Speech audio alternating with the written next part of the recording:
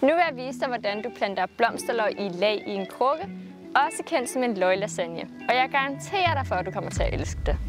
Hvert lag indeholder forskellige typer af blomsterløg. Vi starter med tulipaner i bunden, narcisser i midten, og så det øverste lag kan enten være iris, eller muscaria, eller krokus. Så fylder jeg min krukke med en tredjedel kompost, cirka hertil. Nu kan det sjove begynde, og vi lægger tulipanerne nederst i potten. Og så lægger jeg kompost ovenover. Nu er det tid til næste lag, og det er påskeliljerne. Og dem vil jeg lægge lige så tæt som tulipanerne. Og så er det tid til næste lag på med komposten.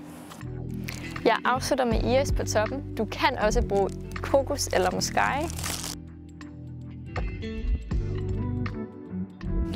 Og så afslutter jeg med et sidste lag jord.